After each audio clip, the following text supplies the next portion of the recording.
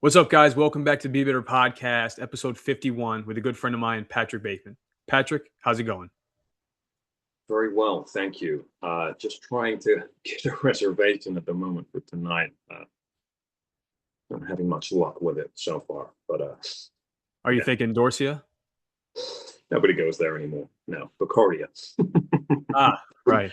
I'm even trying to get a reservation at Dorset. So, My God. hmm, I love it, man. I love it. So walk me through this, right? So obviously, you're Patrick Bateman, right? From one of the greatest movies of all time, one of the greatest cult fan fiction movies of all time, American Psycho, came out in 2000. Kind of walk me through taking on this role and how you've mastered it. one of the best novels as well. Don't forget. Very true. Very true. Well, I was working in England in a bar 20 years ago, almost. Somebody said to me, "Well, you look a lot like Christian Bale." And I wasn't familiar with the actor because, well, I wasn't familiar with the film. Actually, I was familiar with the actor because I'd seen Batman Begins, and I think Batman, the second movie, The Dark Knight, was in production. Right. Sure. So somebody said, you look like Christian Bale in American Psycho. I said, "What's this film?" So I watched it, and I said, "Okay, right, see that." And I read the book, and that really affected me. I was trying to make reservations with friends and so on, and trying to get a job as a stockbroker, but that never happened. So yeah, so Really, that's interesting. So you kind of even on your personal side, before you went into knowing that, hey, I kind of resemble this person, you're kind of already following that path of being in the corporate world, big, tall buildings and big cities kind of atmosphere. yeah, kind of to an extent, sure. Um, my city is not even a city; it's Reading. It's uh, it's basically a town, but it's like a city, but it doesn't have town status. It's the biggest town in the UK. You might know it for Ricky Gervais coming from here, and Sure. Kate Winslet, or the Reading Festival. Nirvana played twice. Of He was course. allowed. Yeah. Yeah, that makes good sense. So walk me through. So obviously you have the novel there, right? So I'm assuming you've read the novel, way back when. What came first for you, the novel or did you see the film? That was the film, and then I picked the book up, and I picked up Bruce Springsteen's greatest hits because in the book he mentions he's interviewed on the streets, and somebody asks him, what do you think the happiest song ever is, and he mentions a song by Bruce Springsteen. He says "Brilliant Disguise," which is about not trusting, about a man that doesn't trust his spouse, she doesn't trust him. It's is it you, or is it just a brilliant disguise? Hmm. And so I'd read the book, I picked up the Bruce Springsteen CD, and it really had a big impact on me. Changed the music I listened to as well, in fact. And after that, I left it alone for a long time. I didn't go back to it. I do the occasional impression here and there, but yeah, that was 2008, I think, and yeah, I just left it alone. So when did this kind of resemble into your, what you do now as far as, being an impersonator? I mean, obviously the best I've ever seen, but you're spot on. So I mean, how did that correlate and when did that come about as far as you doing that on a regular basis? Doing that Uh, professionally, I should say. October, I guess. I started the Masked Vagabond page on Instagram in October, so it's been about 8 months, and it's just gone from strength to strength. It was only about 3 or 4 weeks ago. A video went viral, 2.5 million views of me walking down the River Thames in Henley. That went viral, and up until that point, I didn't even have 2,000 followers. Now it's almost 20,000, and it's just going from strength to strength, and it's it's just really good. It's giving me a big boost. Yeah, I mean, that's so surprising to hear. I would have never assumed that it was so recent because one, obviously the following you have and everything. I mean, your page is fantastic. I'm looking at it now. I mean, 19.4 thousand followers, almost 20K. I mean, remarkable, right? And just the amount of content you've been able to create as well in such that time is pretty remarkable. Yeah, well, I love doing it. It's I'm in touch with humanity. Yeah. It's also very surprising, Patrick, is the fact that you're able to really take on such a complex character like him and such a short time as well and really make it, I mean, just you're making it come to life, right? I mean, I've been a big fan of the movie since I saw it my first time, probably in 2010. I was in high school. And I've really related to Patrick Bateman on a couple of different platforms, not the psychopathic one, but the fact that he views people kind of how I view people sometimes. So it's I don't know if that's a good or bad thing, but I've really related to him. But to see somebody like yourself be able to really give me more of what you're doing, you're extending the story, right? I mean, because like I've always wanted to see a second one. I've always wanted to see kind of more information about what happens at the end. I know the book and the Yeah, novel and the film does that for a reason, but you're able yeah, to kind of expand that universe a little bit more and more for us. yeah. I think that's what a lot of people actually really enjoy as well. They love to see, where's Patrick Bateman after the film? And I'm a little bit older than he is in the movie, so it's sort of like, did he go to London? Was he, searching for Paul Allen? As Harold Carnes told him, it's simply not possible. Why is it not possible? Just not. Why not, you stupid bastard? Did he go to London? Did he, search for Paul Allen? And I think that's what a lot of people actually really enjoy. They like to see outside of the movie, what happens afterwards. And I Yeah. really enjoy doing that and expanding it in a comedic kind of way. But also, I like to do the serious acting as well. When he's Harold it's Bateman, Patrick Bateman. Listen, you're my lawyer, so I think you should know, that kind of stuff, the serious, the more closer to the film. But what I do is mostly I do the comedy side, put Patrick Bateman in a situation, what I really love about the film is his relationship with Lewis Carruthers and how much he hates him. Yeah. So often I'll have a friend of mine recording and I'll address him as Lewis and just the real hatred, that he kind of expresses through a look or a word. You compliment was sufficient, Lewis, that kind of thing, So it's just, for me, it's a laugh riot. It's really fun.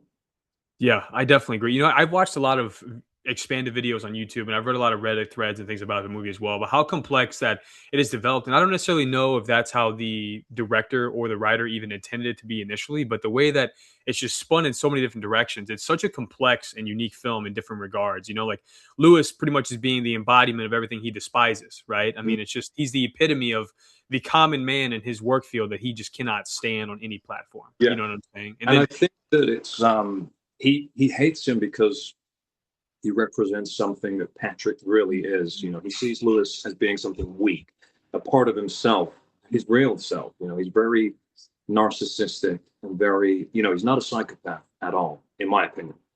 He's a narcissist with perhaps schizophrenia. And he sees Lewis as this weak person that he really is. And so he, you know, really hates that. He recognizes that in himself on a subconscious level. And I don't have a degree in psychology or anything like that. I'm just, from what I've read, this is just my own opinion of the character. But I think he sees that weakness in Lewis and he sees it in himself as well. It's a real mirror. Lewis Carruthers is a bit of a mirror to Patrick Bateman, in my opinion. No, I completely agree, Patrick. I mean, the reality is too. I when you first get through the first, I'd say 60% of the film, you're like, wow, this guy really is a psychopath, right? I mean, he's committed a Yeah. few murders at that point. It's really not till the ATM scene, whenever it says "feed me a Yeah. cat," that you Mhm. realize, oh shit, maybe this is Yeah. schizophrenia or some other Yeah. personality disorder or some other mental Mhm. delusion that he has that really expands upon the character as well. Absolutely. That's what that's really what I think. It's, psychopaths are not so insecure and, so afraid of judgment from others. They're very cold, calculated killers. He has these grandiose fantasies that he's going around killing Paul Allen for having a better business card or, Yeah. dropping a chainsaw down a flight of stairs that lands directly on a woman. And, it's just like, how would he, but if, something I actually noticed last night when I was watching the movie again was, when he's taking out the Jean-Paul Gaultier overnight bag with Paul Allen's body inside, Hmm. there's no blood trail. Then, when we're watching him walk away, so he's away from the camera, there's no blood trail. But then the camera is face on, and then you can see the blood. And I don't think that's a mistake at all. I don't think that is. I think that's from Patrick's perspective. There is blood. He walks past the night guard, and he just looks up, doesn't notice any blood. There's nothing. There's no trail of blood outside either. So I think that's another clue that it's all in his noggin. No, for sure. I like that perspective, because some of it's going to be shot through his eyes, which we obviously he would see the blood because that's his reality, versus maybe the Mm. real reality of the average person that's not in his mental state is not seeing it one way. One way I've also thought about it too, and this is just my opinion. Once again, I don't have any degree of any film critic or psychology by any means, but when I watch the film, I think about, well, what if a possibility in a world where all these things are really happening and Patrick really is committing these atrocities, but the point of the movie is people are so self-centered and materialistic that Lewis, for example, is only seeing the name of the brand of the overnight bag. He's not seeing the blood. He's not seeing the outline of a body because it just, Absolutely. people are Yeah. so caught up in their own self. That's always a thought that I've had as well. Yeah, absolutely. No, that's definitely a great point. And I think that you're absolutely right in saying that. But I think that that comes second to the big question of does it happen or not? I think that's a good, it's a great. Bret Easton Ellis did a really good job on this book, and it's a very good commentary on the vapid sort of self-absorbed yuppie culture of the 1980s Wall Street, Yeah. greed, and the people mistaking other people because everyone's the same. Everybody wants to fit in, and everybody's the same. Nobody has a soul. There's no character. There's just fitting in, and it's yeah, it's. I completely agree with that sort of subtext completely. Mm. Yeah, I mean, and once again, it's just kudos to the whole team as far as the director goes, obviously the author, and then even the people that help make the film, like the physical people on the side, creating different scenes, things of that nature. It's such a complex beast, and you can't say that, especially not nowadays. Not any films are not nearly as complex, but it's really just interesting how there's so many different kind of multiverses of theories when it comes to the movie and the concept of American Psycho. I mean, it's just a remarkable piece of culture, in my opinion. Yeah, Um, absolutely. Going forward with that as well, my man, just I gotta ask, like, you fit the part so well, as Patrick would say, you're definitely fitting in. Where did you go as far as acquiring all this? I mean, obviously your facial features, you look like them anyways, but like even from your hair all the way down to the suits, the style of shirt you're wearing is not a common style now. That is a mid to late 80s business style. Even the phone that you have, the brick phone. Walk me through how you acquired all these and how you mastered it so quickly. Well, we call them secondhand shops or charity shops. You call them thrift stores. Sure. So I've always shopped in them because you never know what you might find in there. It's really like a treasure trove.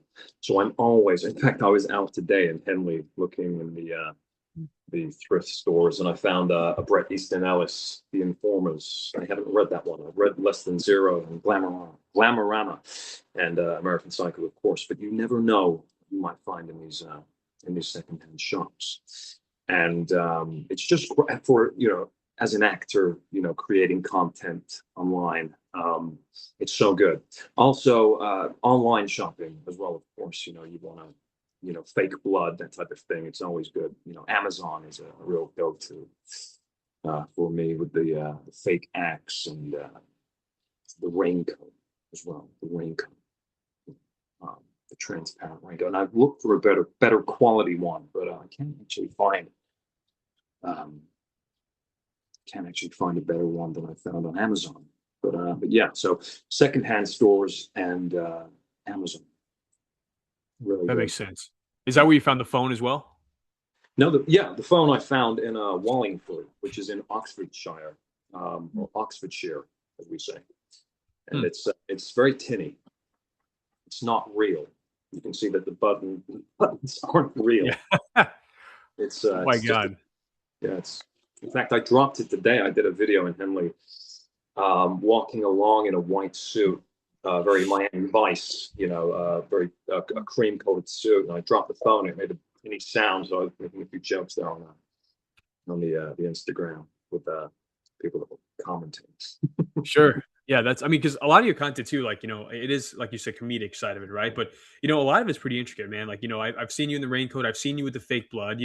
Whenever people see that in public, are they stopping you and saying things? Are people understanding the references typically or no? They're just like, what's this crazy guy doing?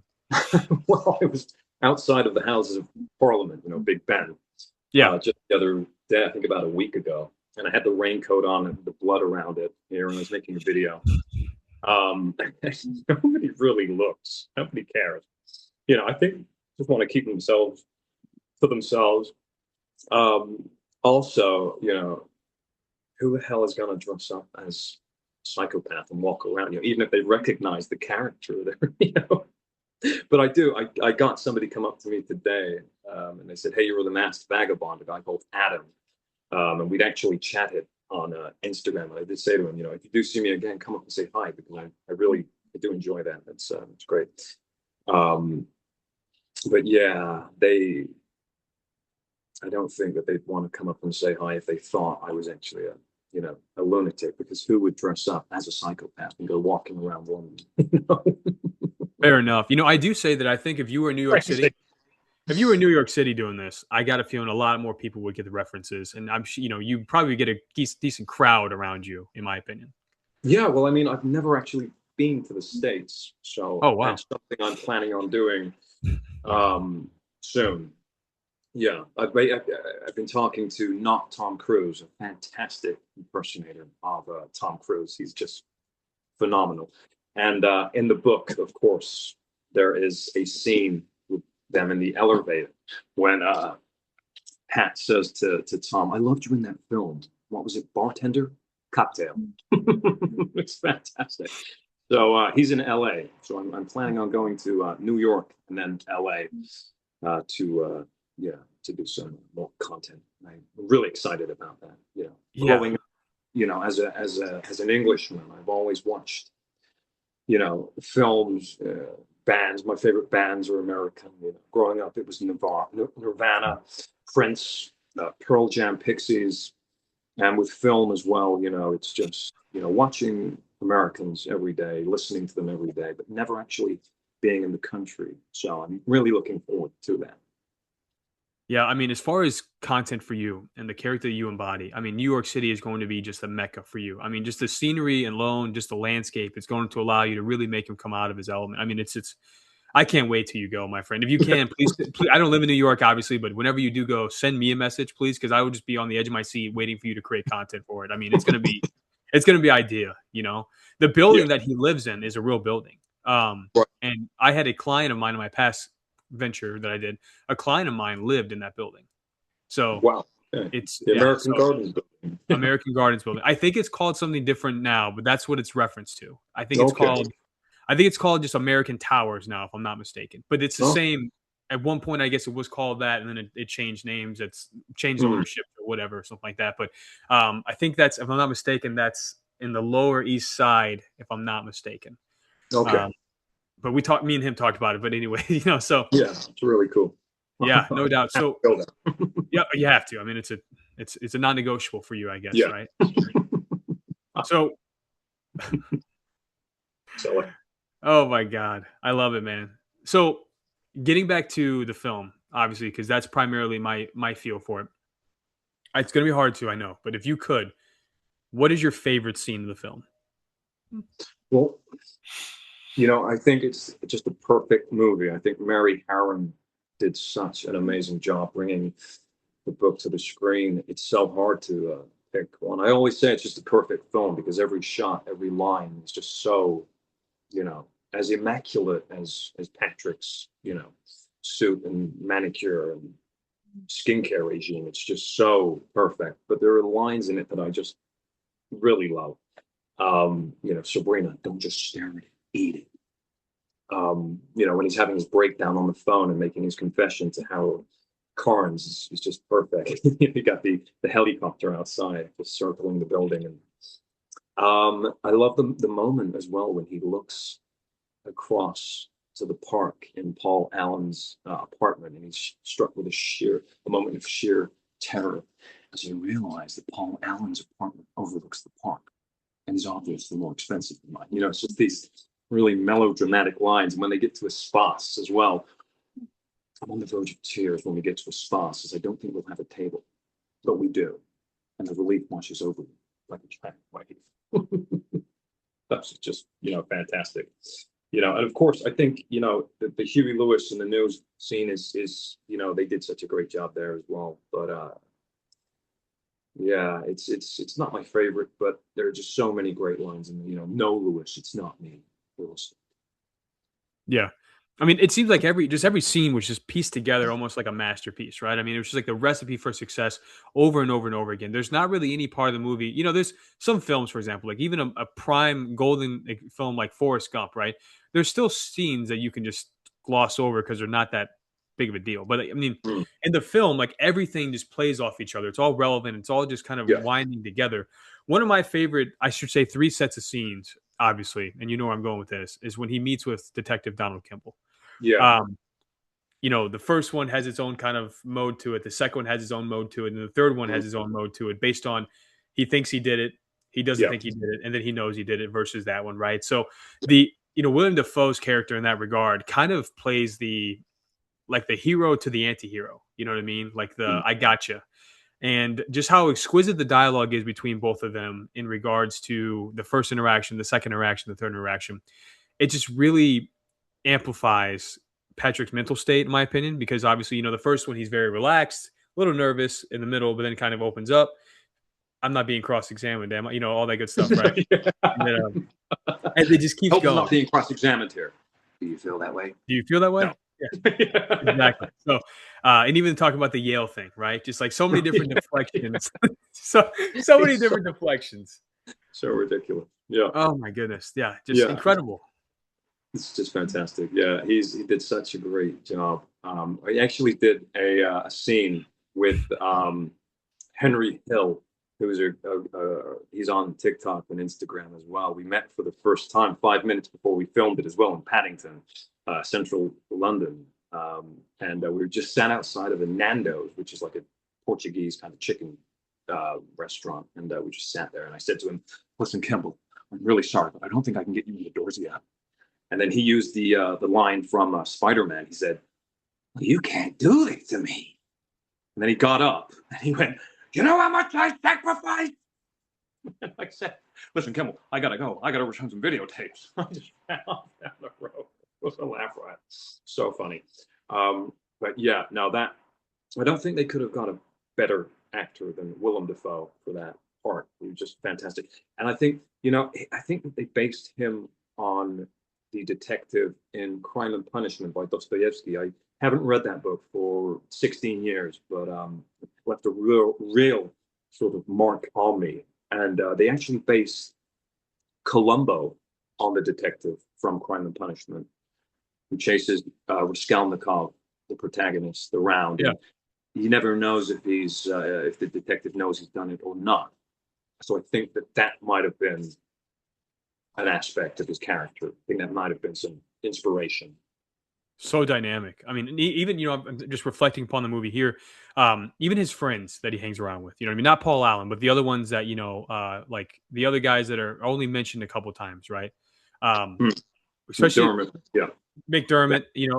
But not even during the business card scene. Just when they're in the lounge smoking cigars and they're making comments and stuff like they're yeah, all they're all so similar, right? And it really goes mhm, back to the point earlier about trying to fit in, right? Because like they're all trying to fit in, but they're all the same person. So it's almost you can only shove a square peg into a hole so many times, right? mhm, It's very unique in that regard. They're all the same person, just maybe a different suit for the day. But it's just another yeah, dynamic element to the whole film. It's incredible by any means. yeah, absolutely. And I love Bryce when they're in the nightclub and he's dancing.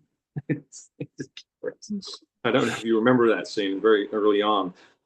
New Order are playing True Faith, and Bryce is dancing like crazy. It's so funny. The bathroom scene for that one's always the best too. They don't have a Yeah. good bathroom to do blow in. Could Like, you keep it down? I'm trying to do drugs in here. oh my god. Oh my god, what an incredible thing! So, I mean, I know we're obviously pressed for time here as well. I want to let you get back to doing what Patrick does best, right? So, Gotta return some videotapes. yeah. Oh my This god. one actually has the Blockbuster sticker on it as well. I would cherish that for the rest of my life. Very cool. Very cool, Bateman. But that's not. Absolutely. Well, my friend, I want to appreciate you and thank you again for joining me on here. I mean, once again, I'm able to interview one of my favorite characters of any film ever. It means the world to me that you're able to meet with me on such short notice, too. So, guys, if you're out there and you made it this far, please go follow my friend. It's the Masked Vagabond on Instagram. Obviously, quality content. If you're a big film buff like I am when it comes to this genre, especially American Psycho, just a treasure trove of information and as well as content there. 10 out of 10. I mean, you guys can see it for yourself. I'm talking to the real Patrick Bateman, and I'm still alive to tell the tale. So if you made it this far, guys, do what you do best. Like, follow, share, subscribe, whatever you need to do. If not, just try to be a little better. Thanks, guys. We're not through yet. Just joking. Great. Thanks so much, Nate. Thank you. Of course, brother. Of course. Okay.